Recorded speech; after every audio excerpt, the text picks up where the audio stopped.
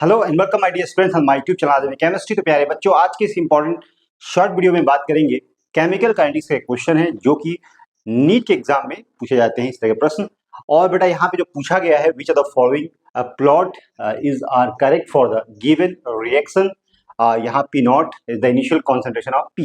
तो यहाँ पे अगर आप ध्यान दें तो जो रिएक्शन है, ऑर्गेनिक रिएक्शन है, यहाँ पे जो मैकेनिज्म होती है, टर्शियरी हाइलाइट्स है, टर्शियरी ब्रोमाइड है, in the presence of base यहाँ पे न्यूक्लियोफिलिक सब्स्टिट्यूशन रिएक्शन होता है और फॉर्मेशन होता है, टर्शियरी अल्कोहल का फॉर्मेशन होता है। और यहाँ पे जो मैकेनिज्म है, सबको पता है कि यहाँ पे दो तरह की मैकेनिज्म होती है जब भी SN1 और अगर ध्यान दें न्यूक्लियोफिलिक जो सब्स्टिट्यूशन रिएक्शन होती है, यहाँ पे दो मैकेनिज्म होती है, SN1 मैकेनिज्म होती है और SN2 मैकेनिज्म होती है। यहाँ पे अगर देखें तो यहाँ पे कार्बोकेटाइन का फॉर्मेशन होता है और यहाँ पे जो रेट डिटरमिनिंग स्टेप होता है जहाँ पे सिर्फ एल्काइल हाइलाइट की कॉन्सेंट्रेशन पर डिपेंड करता है। लेकिन यहाँ पे SN2 रिएक्शन जो होती है, जो बाई मॉलिक्यूलर होती है, रेट की जो काइनेटिक्स होती है वो दो कॉन्सेंट्रेशन पर डिपेंड करती है, nucleophile as well as alkyl halide. तो यहाँ पे क्वेश्चन में पूछा गया है कि जो यहाँ पे जो प्लॉट है ये किसके लिए, मतलब यहाँ पे बेस्ट प्लॉट किसके लिए है इस रिएक्शन के लिए। तो आप सबको पता है यहाँ मैकेनिज्म जो है SN1 है और SN1 मैकेनिज्म का जो ऑर्डर है nucleophilic substitution unimolecular rate depend only one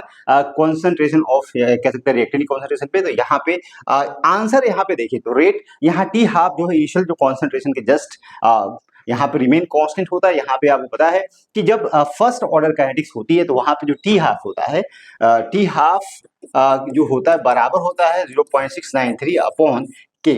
और यहाँ पे जो आपका फॉर्मूला जो है, इस फॉर्मूले के हिसाब से इस प्लॉट को हम देखें तो बिल्कुल सही प्लॉट है, जहाँ पे कॉन्सेंट्रेशन जो है पी नॉट की चेंज करने से टी हाफ में कोई चेंज नहीं आ रहा है। फर्स्ट ऑर्डर बिल्कुल ये सही होगा, फर्स्ट ऑर्डर काइनेटिक्स फॉलो करेगा यहाँ पे। क्योंकि अगर जीरो ऑर्डर की बात करें, जहाँ पे रिएक्शन होती है तो यहाँ पे जो इनिशियल जो कॉन्सेंट्रेशन होती है टी हाफ, अगर बात जीरो ऑर्डर की बात करें तो यहाँ पे इनिशियल कॉन्सेंट्रेशन के जस्ट डायरेक्टली प्रोपोर्शनल होती है उस कंडीशन में कह सकते हैं यहाँ पे कॉन्सेंट्रेशन बदलने से टी हाफ चेंज होगा। लेकिन यहाँ पे टी हाफ में कोई चेंज नहीं आएगा after changing the initial concentration of the reactant. तो एक बेहतरीन क्वेश्चन था, लॉजिक था, यहाँ मिलाया गया है ऑर्गेनिक केमिस्ट्री को और साथ साथ में केमिकल काइनेटिक्स को। लेकिन अगर नहीं पता है कि यहाँ पे किस तरह की मैकेनिज्म होती है फिर तो आप इस प्रश्न को नहीं कर पाएंगे। इसलिए आपको इसको पता होना चाहिए कि यहाँ पे न्यूक्लियोफाइल है और यहाँ पे एल्काइल सब्स्टिट्यूएंट है, इसके बीच में रिएक्शन जो होती है SN1 मैकेनिज्म होती है